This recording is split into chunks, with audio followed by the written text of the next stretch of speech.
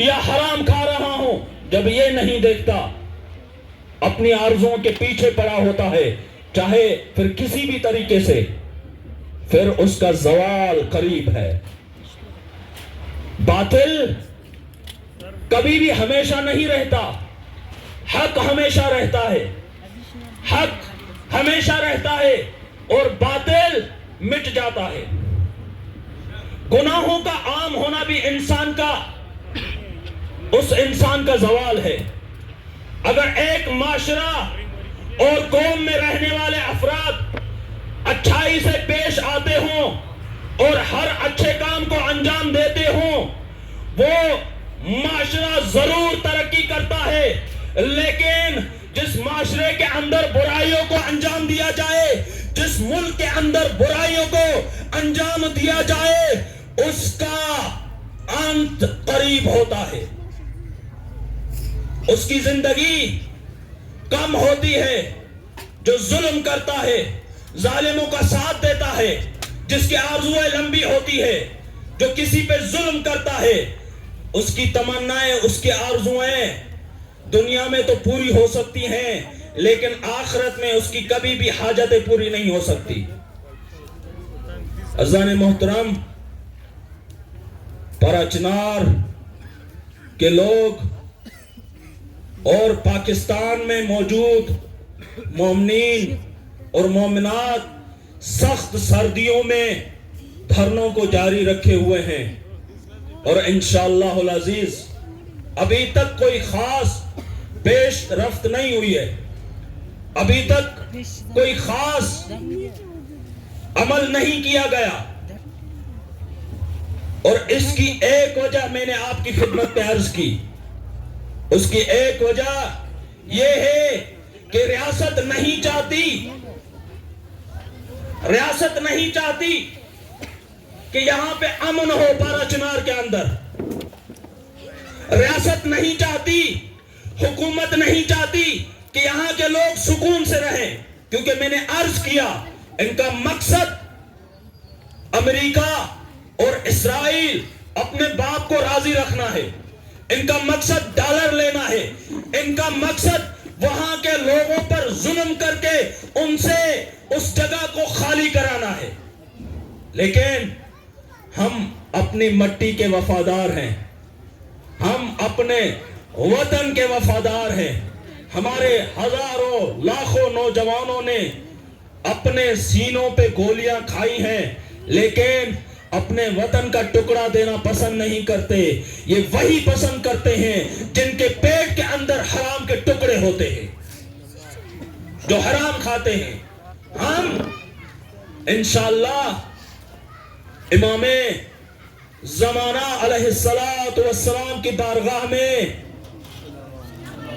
یہ عرض کرتے ہیں، آقا ہم اپنی ہر کوشش کریں گے، ہم اپنی جانوں کا، اپنے مال کا، اپنے وقت کا، ہر چیز کا، ہم ہر چیز کے لیے، ہر چیز کی قربانی دینے کے لیے تیار ہیں، لیکن ظلم کو برداشت کرنے کے لیے تیار نہیں ہیں، ظالموں کے سامنے جھکنے کو تیار نہیں ہیں، ظالموں کے سامنے اپنی تلواروں کو اپنے نیاموں میں رکھنے کے قائل نہیں ہیں، بلکہ ظالموں کے سامنے امیر مختار کی طرح اپنی تلوار کو جب نکالیں گے تو ظالم کا سر قلم کر کے ہی چھوڑیں گے اس کو۔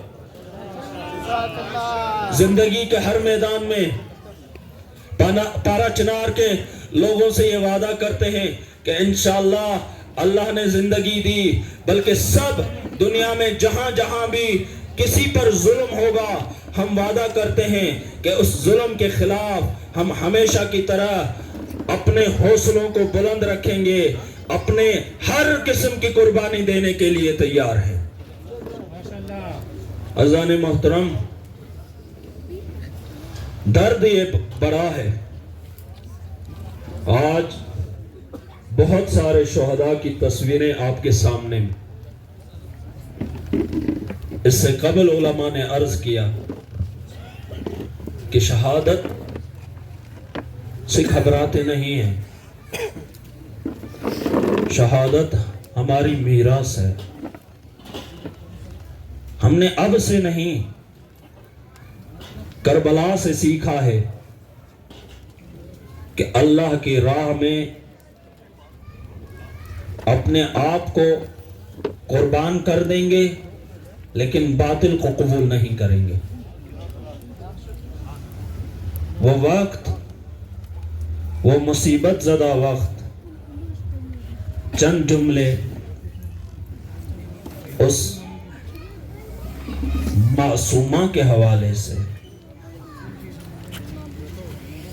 جو اپنے باوا کے سینے پہ سوتی تھی. وہ بی بی کہ جب اہل حرم کو قید کر کے شام کے زندان میں ڈالا گیا اور ایک وقت اہل حرم کے ان ننھے منھے بچوں کو ایک ایسے بازار میں لایا گیا جہاں قیدی بیچے جاتے تھے.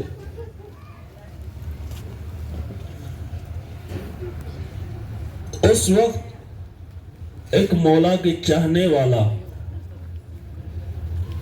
اور اس کی زوجہ ہمیشہ، کیونکہ اولاد نہیں تھی، آتے تھے بازار میں.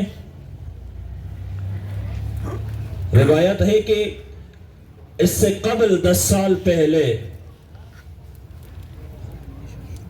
امام حسین علیہ السلام کی بارگاہ میں وہ شخص اور اس کی زوجہ سیدہ زینب سلام اللہ علیہا کی بارگاہ اقدس میں پہنچی تھی.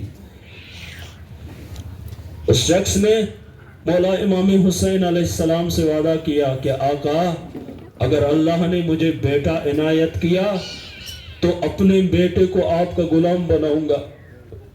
اور اس کی بیوی نے سیدہ زینب سلام اللہ علیہا سے وعدہ کیا تھا کہ بی بی آقا زادی، جب اللہ نے مجھے کوئی بیٹی عنایت کی تو میں آپ کی کنیزی میں دوں گی.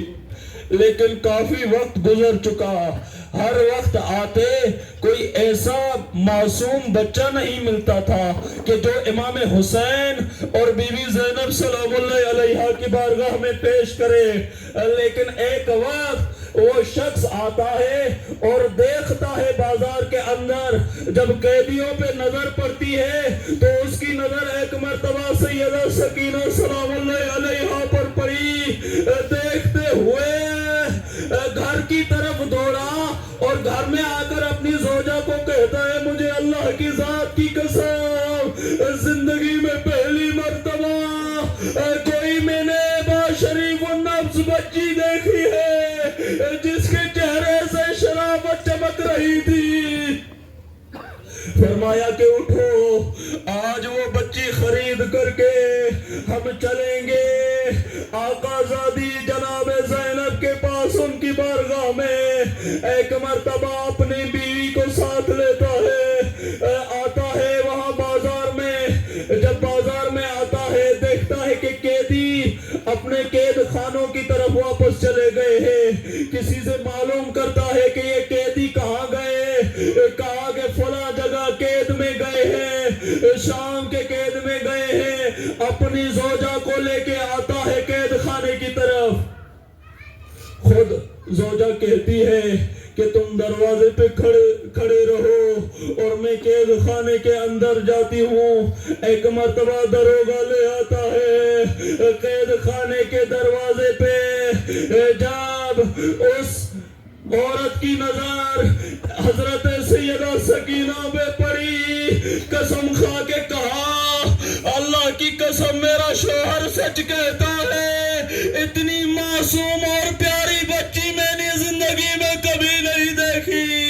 ایک مرتبہ سیدہ سکینہ نے سوال کیا کہ آپ یہاں کیوں آئی ہے؟ کہا کہ میں تمہیں خرید کرنے کے لیے آئی ہوں. سیدہ سکینہ ابھی بھی زینب کے پاس دوڑ کے آتی ہے اور فرماتی ہے، کیا پھپھی اماں یہ بھی وقت آ گیا ہے کہ میرے نصیب میں یہ بھی ہے کہ میں کسی کی کنیز بن جاؤں. فرمایا نہیں بیٹی یہ تمہارے مقدر میں نہیں ہے. ہاں ایک مرتبہ حضرت زینب آتی ہے, اس عورت کے پاس آتی ہے, فرماتی ہے کیا چاہیے تمہیں؟ کہا کہ مجھے یہ بچی چاہیے. کہا کہ اس بچی کا کیا کرے گی؟ کہا کہ میں اپنی آقا زادی حضرت زینب کی کنیز بناؤں گی. حضرت زینب سلام اللہ علیہا نے اپنے چہرے سے بالوں کو ہٹایا, کہا کہ مجھے پہچان لے, میں ہی علی کی بیٹی زینب ہوں. انا للہ و انا الیہ راجعون.